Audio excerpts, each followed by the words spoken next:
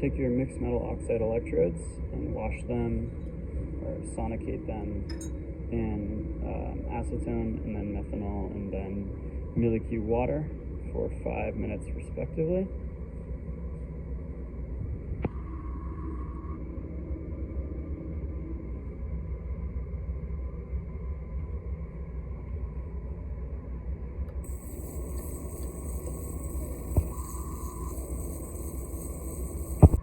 And when sonication finishes, remove them from the speaker and put them in a clean beaker to be used in the cell later. Heat and stir the solutions after making them, or to make them dissolve, adding additional 1 molar sodium hydroxide to the middle solution as necessary to dissolve germanium oxide and bring the solution to a pH of 9 or 10.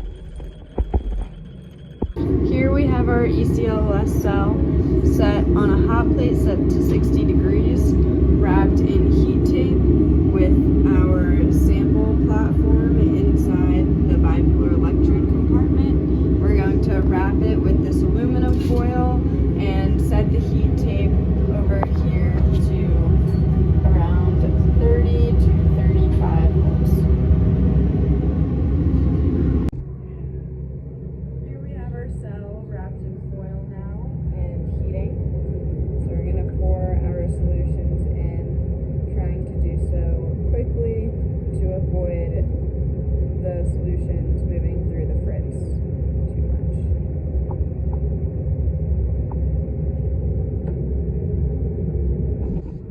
Now we'll put in our mixed metal oxide driving electrodes, holding them with these bendable clips.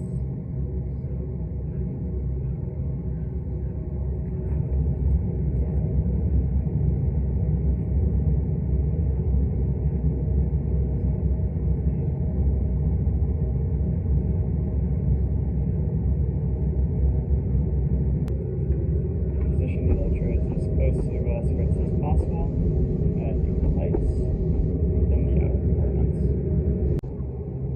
Hook up the power supply and digital multimeter like so, with the positive leader anode connecting to your driving anode over here, and the negative lead connecting to the digital multimeter, which is plugged into the 10 amp port, which then connects to your driving cathode over here.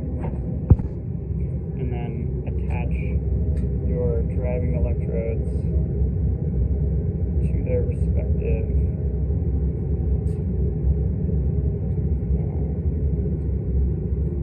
positive and negative leads, with the driving anode being the positive lead and the driving cathode being the negative lead, and connect them like so with the alligator clips.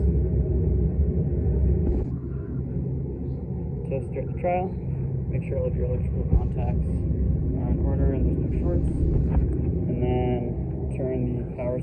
put the fume hood down, turn the power supply on, and increase to your target voltage over the course of the first minute, increasing to 50 volts in this case.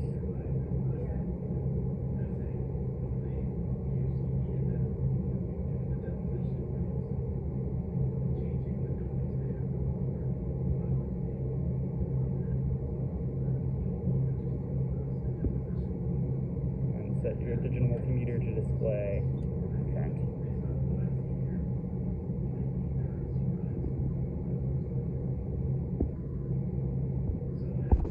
Once the reaction is finished, before touching anything, make sure to turn off the power supply.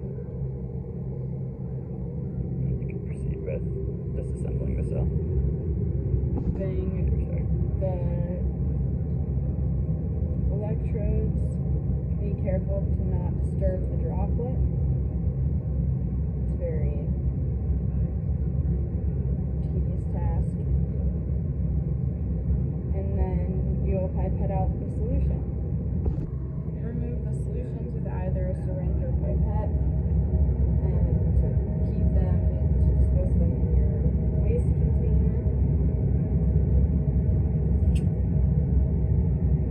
starting by removing the outer solutions first, so as to not disturb the droplet.